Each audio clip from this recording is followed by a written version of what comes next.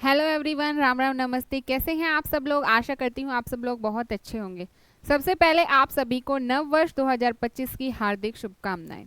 तो दोस्तों, विश्व भर में जिस कैलेंडर का उपयोग हो रहा है, जिस कैलेंडर को यूज़ किया जा रहा है, उस कैलेंडर का इतिहास क्या है, या कब से वो शुरू हुआ, या किसने दिया, इन सभी चीज़ों को हम आज के वीडियो के माध्यम से जानेंगे। तो आइए देखते हैं कि विश्व भर में जिस कैलेंडर का उपयोग किया जा रहा है उस कैलेंडर का क्या नाम है। वो है हमारा ग्रिगोरियन कैलेंडर। अब इसकी शुरुआत हुई हमारी 16वीं शताब्दी में, यानी कि 16वीं शताब्दी से इसे आरंभ किया गया। ये दिया किसने? ये दिया था हमारे पोप ग्रिगोरी तेहरा ने 1582 ईस्वी में। और दिया क्यों? क्योंकि जो हम इससे पहले कैलेंडर यूज़ कर रहे थे वो था हमारा जूलियन कैलेंडर, लेकिन उसमें बहुत सारी कमियां थी जिन्हें हमारे पोप ग्रिगोरी ने दूर करके या सुधार कर जो कैलेंडर दिया वो था हमारा ग्रिगोरियन कैलेंडर। अब हम जो ग्रिगोरियन कैलेंडर यूज़ कर रहे हैं वो किस आधार पर हम कर रहे हैं, या किस आधार पर इसमें तिथियों को निर्धारित किया गया? तो इसे हम यूज़ कर रहे हैं ईसा मसीह के जन्म के आधार पर। यहाँ हमने ईसा मसीह के जन्म को सेंटर माना है, यानी कि इनके जन्म को मध्य में रख के जो इनके जन्म से पहले का समय है उसे हमने कहा ईसा पूर्व, और इनके जो जन्म के बाद का समय है उसे हमने क्या कहा? उसे हमने कहा ईसवी। जन्म से पहले के समय को ईसा पूर्व और जन्म के बाद के समय को ईसवी। ये आपने अपनी हिस्ट्री की बुक्स में भी देखा होगा। अब बात करते हैं जूलियन कैलेंडर की समस्या, यानी कि जो हमारा जूलियन कैलेंडर उसमें क्या क्या समस्याएं थी जिन कारण हमें कैलेंडर को बदलकर दूसरा कैलेंडर लाना पड़ा। सबसे पहले देखें तो जूलियन कैलेंडर दिया था हमारा जूलियस सीजर ने। और कब दिया? 45 ईसा पूर्व, यानी कि ईसा मसीह के जन्म से 45 वर्ष पहले ये कैलेंडर लागू किया गया था। ठीक है, अब इस कैलेंडर में जो एक वर्ष का जो समय था, यानी कि एक वर्ष में जो दिन थे वो थे हमारे 365.25 दिन। अब आप सभी को पता है कि हमारी जो पृथ्वी है जब वो सूर्य का चक्कर लगाती है तो उसे कितना समय लगता है? एक वर्ष का समय लगता है, सबको पता है। अब एक वर्ष में दिन कितने होते हैं? तो एक वर्ष में जो दिन होते हैं, या जो दिन हमारी पृथ्वी सूर्य का चक्कर लगाने में लेती है वो है हमारे 365.2422। अब आप लोगों को इनमें एक अंतराल दिखाई दे रहा होगा, यानी कि अंतर आपको पता चल रहा होगा कि इन दोनों में क्या अंतर है समय में। तो जो अंतर है वो है हमारा 11 मिनट का। अब ये 11 मिनट, आप लोग कहेंगे कि 11 मिनट का ही तो अंतर है, कोई बड़ी बात थोड़ी है। पर अगर हम इन 11 मिनट को हर साल, यानी कि सैकड़ों वर्षों तक अगर ये जोड़ते जाएं, 11 मिनट बढ़ते जाएं, ये अंतर एक साल में 11 है, अगले साल डबल हो जाएगा, फिर ट्रिपल, ऐसे ये टाइम बढ़ता चला जाएगा। और अगर ये अंतर बढ़ता चला गया तो ये क्या करेगा? हमारे एक मतलब पूरे ईयरली कभी ऐसा होगा कि एक पूरा ईयर का कैलेंडर हमारा पीछे हो जाएगा। तो आप लोग कहोगे पीछे होने से भाई क्या दिक्कत हुई? अगर हमारा पूरा कैलेंडर अगर पीछे हो जाए तो जो हमारे सीज़न है जाहिर सी बात है भाई उनमें चेंज होगा।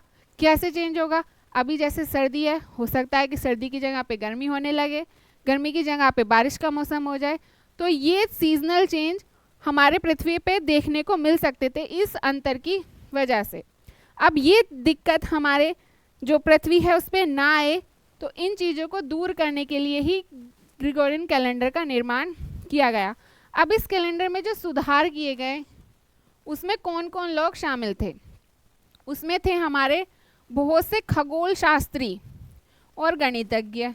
इन सभी लोगों की मदद से जो इसमें सुधार किए गए वो किए गए थे। बट इसमें जो मुख्य योगदान था वो थे खगोल शास्त्री इटली के एलियोसिस। इन्होंने इसमें मुख्य योगदान अपना दिया। अब आप लोग देखेंगे कि जब हम जूलियन कैलेंडर से सीधे ग्रिगोरियन कैलेंडर में आए तो आप अगर अभी भी देखेंगे तो आपको वहाँ पे डेट में एक 10 दिन का अंतर दिखाई देगा। यहाँ आपको 4 अक्टूबर मिलेगा और यहाँ आपको 15 अक्टूबर। ये अंतर क्यों है?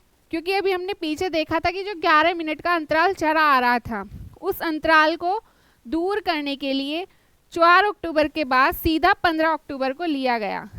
ठीक है, 4 अक्टूबर 1582 का कैलेंडर में सीधे 4 अक्टूबर के बाद क्या लिया गया, 15 अक्टूबर।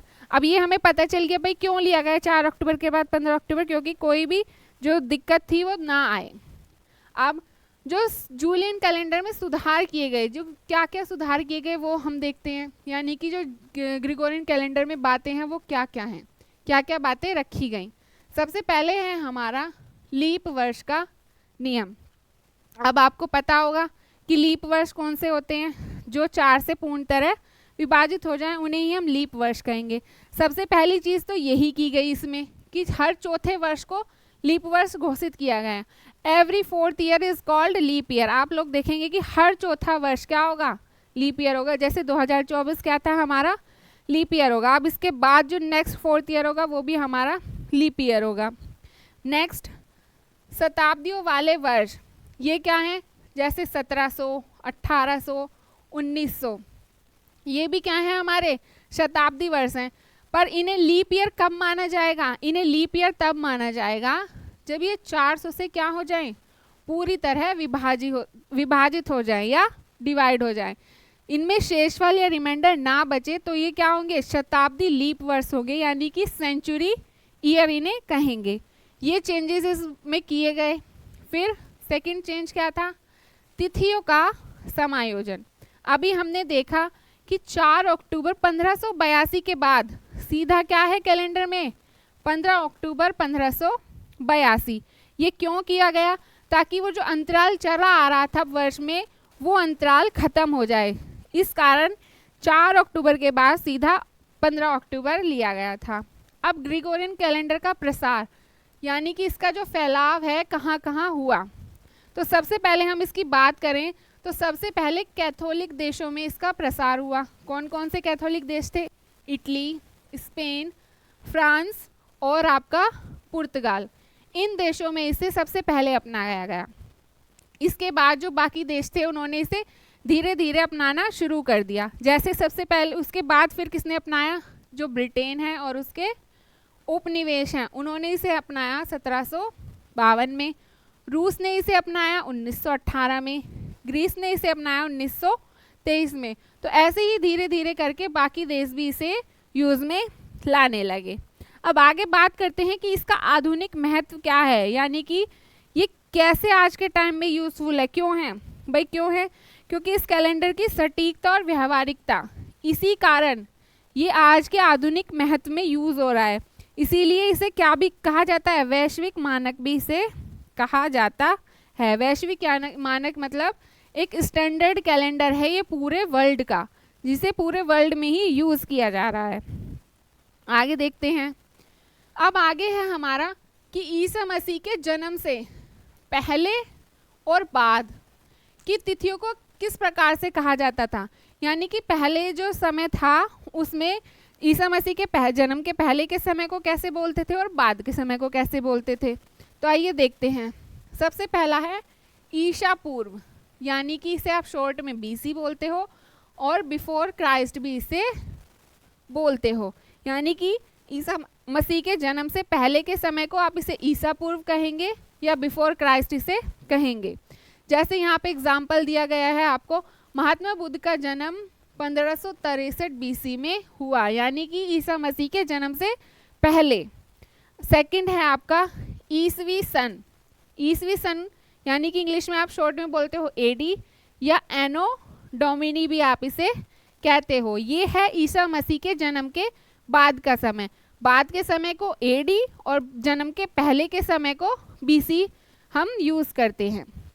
अब आगे देखते हैं कि आधुनिक समय में, यानी कि जो हम रिसेंटली में यूज़ कर रहे हैं तिथियों के लिए, वो क्या कर रहे हैं, जो अभी पढ़ा वो हम पहले यूज़ करते थे, बट अब मॉडर्न टाइम में जो हम यूज़ कर रहे हैं वो क्या है, वो है हमारा BCE या फिर बिफोर कॉमन इरा, जिसे आप बिफोर कॉमन इरा भी इंग्लिश में कहते हैं।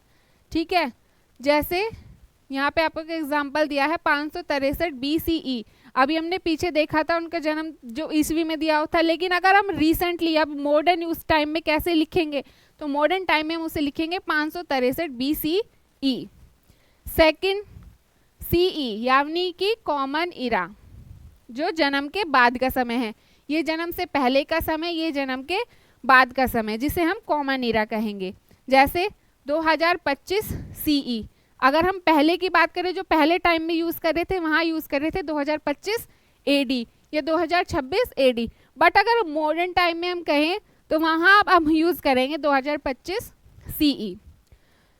तो ऐसी ही आप अधिक जानकारी से समझ गए होंगे, या इसी जानकारी के माध्यम से आपको ये समझ आया होगा कि जो हमारे कैलेंडर का इतिहास है वो कहाँ से शुरू हुआ, या वो कैलेंडर किसने दिया, किस कारण से समस्याएं थी, कैसे समस्याओं को दूर किया गया।